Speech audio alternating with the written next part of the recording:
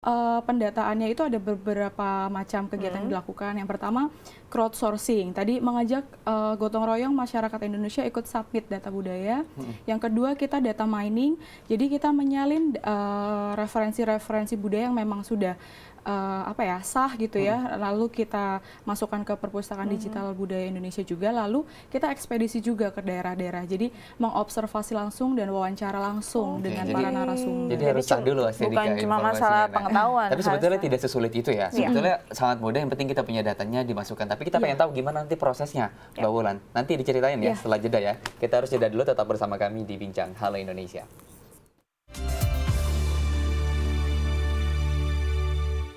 Terima kasih Anda masih bersama kami di Bincang Halo Indonesia, masih membahas tentang tema pengarsipan data budaya Indonesia bersama sekelompok anak muda nih, dinamakan Sobat Budaya, yang memang mereka menginput data-data yang ada di seluruh Nusantara. Mbak Wulan, tadi sudah disediakan yang namanya website perpustakaan digital budaya, semua orang bisa submit ke sana.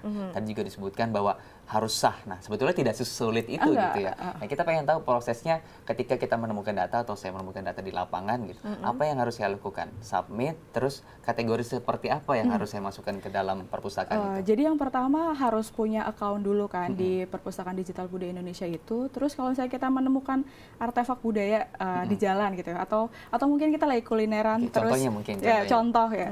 Kita lagi kulineran ke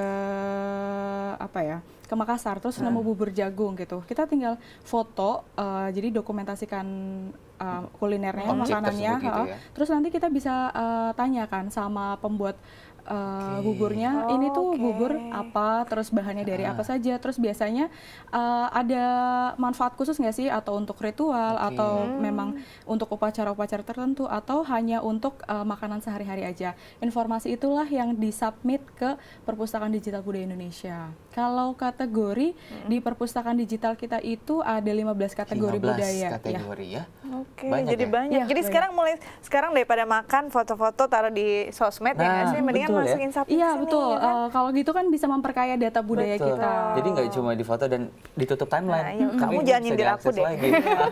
Oke, ini masalahnya dari 15 tadi nih, kita harus tahu nih sebetulnya apa aja sih kategorinya apa aja gitu. Jadi dari 15 itu ada banyak, ada ornamen, arsitektur, motif kain, pakaian tradisional, ritual, seni pertunjukan, seni dan musik, lagu juga, terus seni pertunjukan juga. Jadi total ada 15 kategori budaya. Pokoknya intinya semua kategori itu ada semua di perpustakaan. Apapun bentuknya ya yang berkaitan dengan budaya bisa disubmit ke situ ya. Nah ini kalau dari pusat, ini kan bentuknya yayasan. Orang-orang yang bekerja di pusat ini sendiri bentuknya memang dibayar secara profesional atau relawan? Relawan.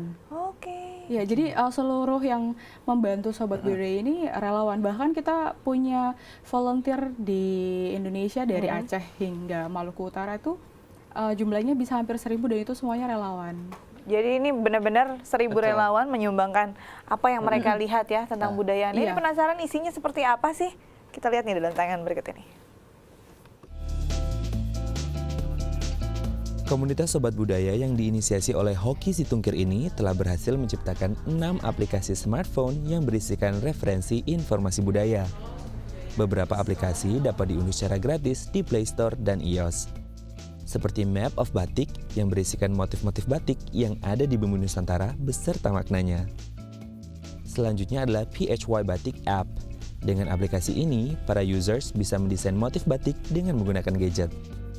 Selanjutnya adalah Pohon Kekerabatan Lagu Nusantara. Aplikasi ini berisikan 600 lagu daerah yang terdapat penjelasan dan makna yang terkandung di dalam lagu tersebut. Aplikasi ini baru akan di-launching pada tanggal 28 Oktober mendatang. Wow, tadi ada lagu daerah juga ya. Soon ya. 28 Oktober. Tadi banyak ada Map of Batik, terus juga ada Pohon Kerabat Nusantara. Ini memang di konsep seperti ini atau bagaimana? Memang harus dibuat, misalnya tadi kan ada map, kita baca pasti banyak di sana kan data-data tentang batik. Apakah memang semuanya sudah terverifikasi dan lengkap datanya, lokasinya, siapa penciptanya, segala macam? Kalau di perpustakaan digital budaya kita kan udah ada sekitar 33.000 data yang itu crowdsourcing juga, hasil ekspedisi juga. Nah dari data itu, tadi kalau Map of Batik dari 5.900 motif batik yang kita kumpulkan, kita kurasi, verifikasi ada 1.000 motif batik yang masuk di Map of Batik. Jadi 1.000 motif batik yang ada di Map of Batik itu sudah lengkap informasinya, nama motifnya apa, dari daerah mana, maknanya apa, digunakan untuk apa, atau bahkan siapa kontributor yang mensubmit data itu. Jadi baru 1.000, sisanya belum terdata begitu ya?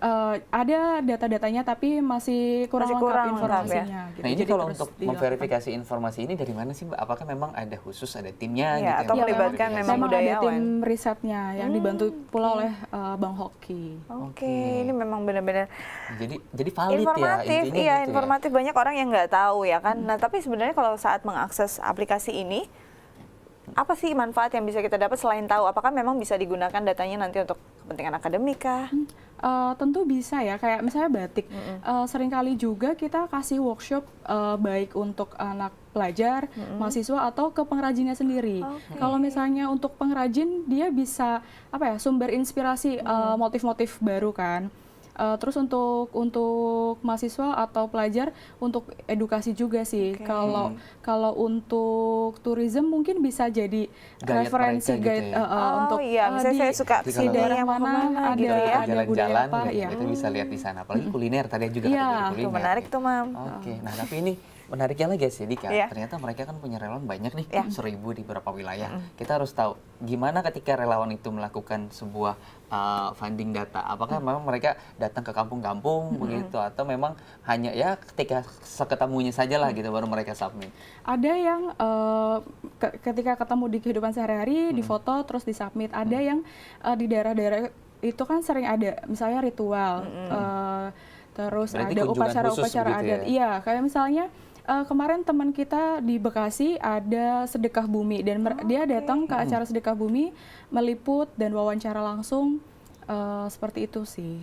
Benar-benar Jadi jadi sebenarnya- kalau ada ritual, ada upacara menyenangkan pasti kita ya? kejar gitu. Oke, jadi bukan cuma yang seketemunya aja ya, tapi memang dengan khusus juga mencari apa aja yang jadi budaya di masyarakat. Nah, kira-kira kalau dari teman-teman sendiri, apa sih budaya-budaya di Indonesia yang dulunya mungkin kalian juga, wah ternyata ada ini, mungkin apa yang menarik bisa dibagi dengan pemirsa? Apa ya, kalau sejak aku bergabung dengan Sobat Budaya sih jadi banyak banget budaya yang awalnya aku nggak tahu terus jadi tahu. Kayak misalnya di batik aja, ya udah aku taunya batik cuma dipakai untuk pakaian, tapi ternyata di balik batik itu ada maknanya. Kayak misalnya motif batik Truntum, dia dari Jawa, yang ada kisahnya di balik itu. Seorang ratu yang ingin menumbuhkan kembali rasa kasih sayang dan rasa cinta kepada rajanya gitu kan. Dan Filosofi dari dan motif batik Truntum itu akhirnya digunakan setiap kali upacara pernikahan. Maknanya dan cita-citanya supaya pernikahannya langgeng, dipenuhi dengan cinta dan kasih sayang. Jadi banyak Banyak informasi hal ya dari Sehelai Kenik, yang aku ceritanya dapat dari banyak. Sobat sesuai Budaya. dengan Betul. tema mereka itu 1 juta budaya. Ya, kita harus menyerap ya setidaknya sebagian ya sedikit. Tapi kita akan bahas nanti ya. Kita masih punya belum aplikasinya ngomongin. Terus kategori yang paling favorit apa sih nih anak muda nih ngumpulinnya, kita akan bahas nanti. Kita harus jeda dulu. Tetap bersama kami pemirsa di Bincang Halo Indonesia.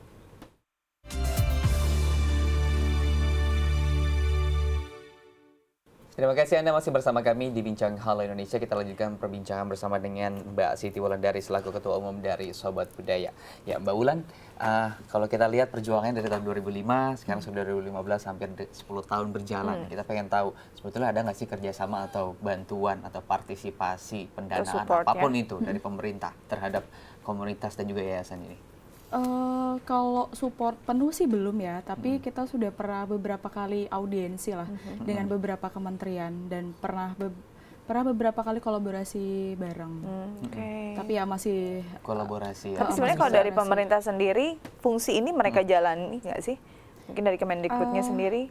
ada sih, aku tahu akhir-akhir ini 1 tahun belakangan di Kemendikbud ada upaya pendataan budaya juga di tiap daerah. Tapi apa bedanya dengan kalian? Maksudnya, apakah data yang kalian berikan memang lebih beragam kah? Atau kategorinya lebih luas lagi? Atau lebih kekinian?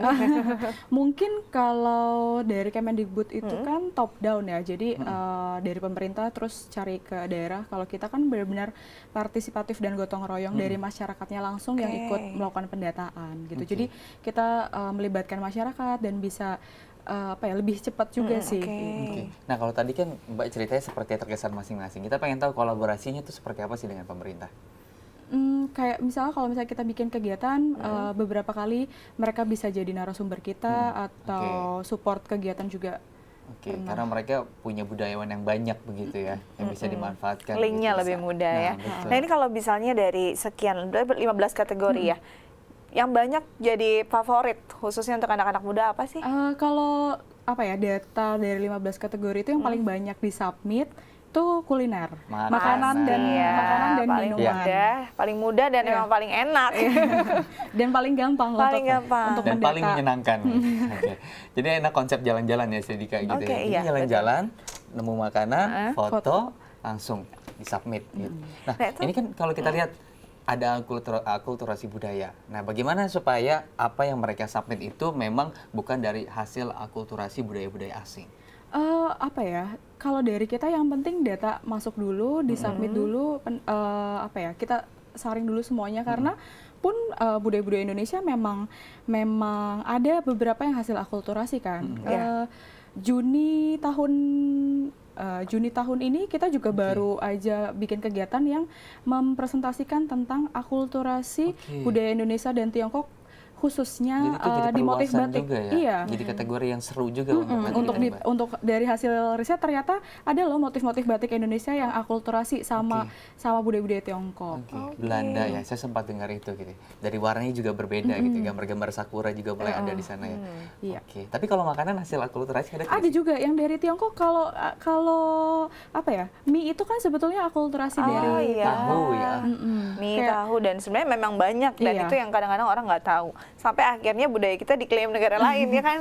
Apa ya, mungkin kita disesuaikan sama lidah orang lokal kali ya. Cuman tetap ada awalnya memang dari Tiongkok, terus disesuaikan sama lidah orang lokal. Akhirnya Kayak jadi di budaya Semarang lokal gitu ya. kan banyak makanan-makanan yang akulturasi Tiongkok. Betul. Ada input pasti harus ada output gitu ya. Tadi udah ada perpustakaan digital budaya itu untuk submit. Nah, dan juga bisa upload juga di sana ya. Artinya bisa mengakses juga. Tapi juga ada yang lebih mudah. Ini boleh diceritakan tentang aplikasi mobile yang bisa diakses masyarakat. Oh ya, bisa langsung dari mobile phone? Bisa. Jadi untuk di Play Store ataupun App Store itu juga bisa download yang perpustakaan digital budaya Indonesia. Jadi orang dimanapun bisa akses informasi ada budaya apa di daerah yang sedang mereka kunjungi misalnya. Nama apps-nya apa?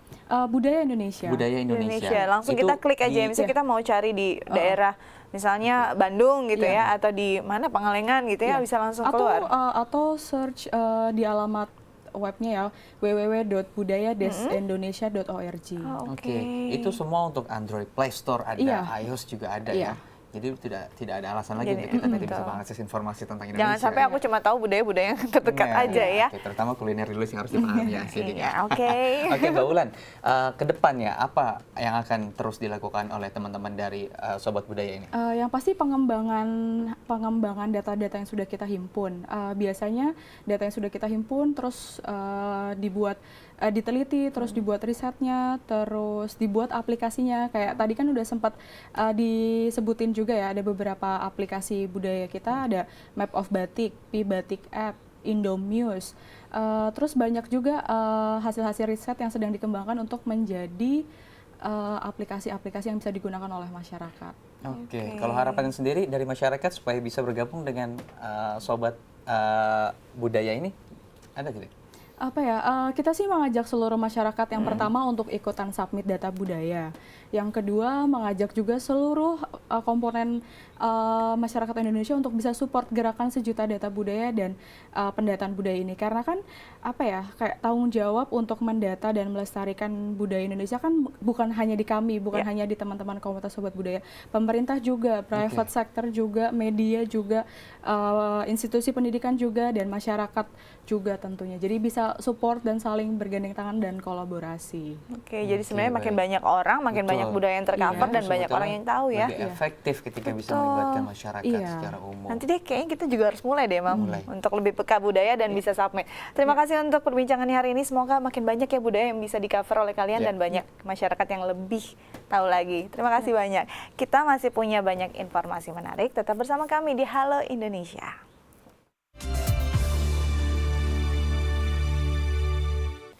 Terima kasih masih bersama kami di Halo Indonesia. Kita beralih ke informasi lain. Menanamkan nilai kebersihan amat penting ditanamkan sejak dini. Sejak kecil anak-anak dilatih untuk bisa mandiri menjaga kebersihan dirinya dan juga lingkungan. Ya, inilah yang dilakukan oleh salah satu komunitas peduli kebersihan Jakarta Osoji Club. Bagaimana keseruannya? Berikut liputan selengkapnya. Komunitas pecinta kebersihan Osoji Club kembali melakukan gerakan cinta lingkungan. Kali ini Osoji Club menyelenggarakan Osoji Goes to School, sebuah program edukasi kebersihan yang ditujukan untuk anak-anak sekolah dan pelajar. Bertempat di SD 09 Jagakarsa, Jakarta Selatan. Lebih dari 40 anak siswa dasar kelas 3 SD berkumpul bersama orang tua mengikuti workshop dan sharing budaya bersih di negara Jepang. Beberapa delegasi dari Jakarta Osoji Club yang pernah melakukan kunjungan ke Jepang membagikan pengalaman mereka ketika hidup di negara Sakura itu. Potret kebiasaan hidup bersih tanpa sampah di Jepang diputar dalam video berdurasi 20 menit. Tsuyoshi Ashida, founder Jakarta Osoji Club yang juga melakukan observasi di Jepang, sangat berharap bahwa sisi positif budaya bersih di negara Jepang dapat dicontoh dan diterapkan di Indonesia. Karena di sekolah Jepang, mulai dari kelas 1 SD sampai dengan kelas 3 SMA selama 9 tahun, mereka punya waktu Osoji. Waktu Osoji adalah waktu bersih-bersih gitu. Pada kegiatan workshop kali ini, anak-anak juga diajak untuk membuat prakarya dari barang-barang yang sudah tidak terpakai lagi, seperti tutup botol, sedotan, kertas bekas, dan lainnya. Ini adalah tindakan pengolahan sampah yang masih bisa terpakai dan menjadi suatu barang yang lebih bernilai. Sementara anak-anak membuat prakarya, orang tua juga diberikan pemahaman mengenai pemilihan dan pengolahan sampah. Sehingga orang tua juga diingatkan kembali untuk dapat hidup bersih dan menjaga lingkungan. Workshop seperti ini dinilai sangat bermanfaat bagi orang tua, agar anak-anaknya dapat mandiri menjaga kebersihan dan bahkan membantu pekerjaan rumah tangga orang tuanya. Hal ini juga disambut baik oleh Haja Koyima selaku Kepala Sekolah SDN 09 Jagakarsa. Menurutnya, penanaman edukasi kebersihan kepada anak adalah bentuk dari penanaman karakter. Ya, saya sangat mendukung dengan acara Osoji Club ini. Bagaimanapun juga kita harus meresponnya, karena untuk percontohan barangkali di sekolah-sekolah bagaimana kita meniru budaya bersih-bersih ala Jepang ini ya, yang dianggap sudah negara maju lah. Ya, untuk mendidik anak saya, mendidik anak-anak biar belajar kebersihan sejak dini. Memahami karakter anak yang terkadang malas untuk bersih-bersih, Jakarta Osoji Club juga sudah memikirkannya. Seperti di Jepang, nantinya setiap anak akan diberi pengertian tentang pentingnya kebersihan yang bukan hanya untuk keindahan mata, tetapi juga untuk kesehatannya. Yang pertama, kita akan tanyakan, kenapa kamu males, kayak gitu. Terus kalau jawabannya capek tiap hari, kayak gitu kan, mamanya, ya kita akan memotivasi bahwa bersih-bersih itu adalah sesuatu yang sangat baik gitu. Pertama untuk menjaga kesehatan, kedua untuk menjaga keindahan, mungkin seperti itu. Dengan diadakannya workshop ini, diharapkan anak-anak bisa secara konsisten hidup bersih, baik hidup bersih di keluarga maupun di sekolah. Dona Puspita, Hairudin, DAI TV. Ya, pemirsa, ide kreatif bisa muncul dari mana saja, tidak terkecuali dari limbah kayu. Ya, di Bandung, Jawa Barat ada seorang desainer muda yang berhasil menciptakan ide kreatifnya lewat sebuah jam tangan berbahan dasar limbah kayu. Seperti apa keunikannya? Berikut informasinya. Mengubah limbah menjadi sesuatu yang memiliki nilai tinggi dan bermanfaat merupakan ide kreatif dari sosok seorang Lucky Dana Arya. Pria asal Bandung ini berhasil menciptakan tren baru dibantu oleh beberapa rekan kerjanya dengan mendesain jam tangan yang ramah lingkungan berbahan dasar limbah kayu yang dinamakan Matoa. Kata Matoa terinspirasi dari salah satu nama spesies pohon yang tinggi, tangguh dan besar yang banyak tumbuh di daratan Provinsi Papua, Indonesia bagian timur. Biaya produksi dalam pembuatan jam tangan ini terbilang relatif murah karena menggunakan limbah kayu sebagai material dasar pembuatan jam tangan, mulai dari bagian jam hingga bagian strapnya.